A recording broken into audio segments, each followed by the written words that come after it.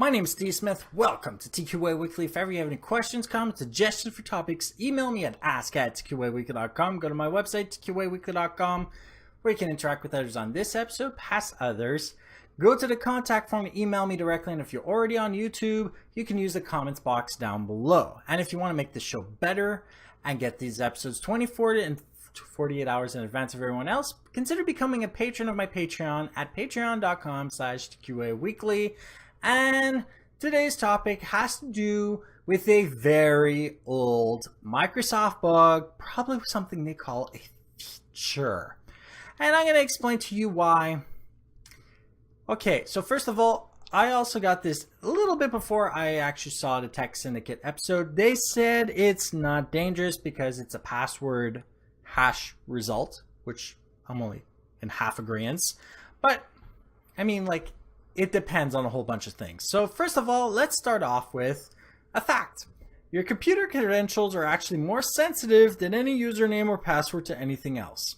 It's definitely dangerous to have this leaked, since these kinds of computer credentials can be used to remotely hack your computer. Your computer contains so much information about you that you can be doxxed out of it. You can have identity theft as a result of any computer breach to your own personal security. Currently, it is possible to ascertain the computer username or live account attached to the Windows, the domain if there is one, and the password result hash. You can always get an IP address from a computer connecting to a website because of the way technology and programming work. So what ends up happening is now the only point of failure that has to break for this to become dangerous is the hashing algorithm, to which there are two websites accessible through bleepingcomputer.com. The article is accessible through the sources of this episode at tqaweekly.com/se6ep47. And these two websites spit back your password out in seconds, meaning that the only variable that would make this a nuisance or dangerous, a rainbow table that basically gives you the password to the resulting hash, now exists. And of course, this epic bug is 20 years old. It predates Windows 8, Windows 7, and Windows 10 by a long time. It predates XP, to give you an idea, which means that any news outlet out there telling you that this is a new bug is seriously underestimating the age of this bug. So first of all, did you know that Internet Explorer and Edge are the only browsers that have this issue? These are the only two browsers where your credentials are leaked over to the internet to any website that bothers asking. To which you should be asking yourself a question. Why? Well, they are more deeply tied into Microsoft Windows than anything else.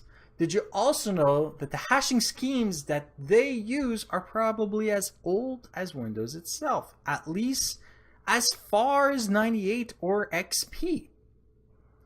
So it's easy to tell that that hashing algorithm that they were using seems to be the one they continue to use, which is the current point of failure, because it means that there is already a rainbow table out there. Rainbow table being the result of all the hashes calculated through a computer. So basically they go the old way as in the movies, except that it takes infinitely longer to create it. However, once you have a search engine, you can basically go through everything in pretty much seconds. So first of all, not everything is lost when it comes to this bug. The first solution, and the only solution many of you need to worry about, especially those listening to my show that probably don't have professional or better licenses in their Windows, is this. Don't use Internet Explorer or Edge. Use anything else. Chrome, Safari, Opera, or Firefox. Using any other browser other than the ones designed by Microsoft mitigates this risk with no other effort required from you. And before you say Cortana this, accessing Edge that, using Bing this, I would like to remind you that Microsoft already has access to your information. If they wanted it, they could have already done it themselves. So don't even worry about it. If they had your information already, which they already do, I mean, like, don't worry too much about it. Microsoft is Microsoft. All of the stuff has to do with Cortana, Bing, and Edge connecting to each other. is within their own environment. If you're using Edge for anything else, or Internet Explorer for anything else, then I would pretty much consider you crazy or at work. The second solution, which is probably very useful to people in IT, you have to go to the Bleeping Computer article that is linked in the show notes, because I won't explain it on this show because it's very long to do, and I don't want to confuse too many people by having a whole bunch of instructions designed for Windows licenses that most people don't have anyway, because this is not something that is applicable to home licenses. And obviously, there are going to be a few of you out there that don't want to use Firefox, Chrome, Safari, or Opera, have a Windows home license, and don't want to do anything but just want the solution to be fixed. Well, Microsoft had 20 years. The only solution currently, until Microsoft finally does fix it, is to melt your computer down, go into the corner of the room, and hide in the fetal position. Because it's probably a feature for them that they are not willing to get rid of. If it's been around for so long, they're probably not worried about it. I mean, even the instructions from last year are a joke. Other people have to come through a whole bunch of information and methodology just to figure out solutions, to which the simplest is simply not to use their software. To which I say, again, use a different browser. Firefox, Chrome, Safari, or Opera. That is the easiest solution to mitigate the risks of having your credentials leaked.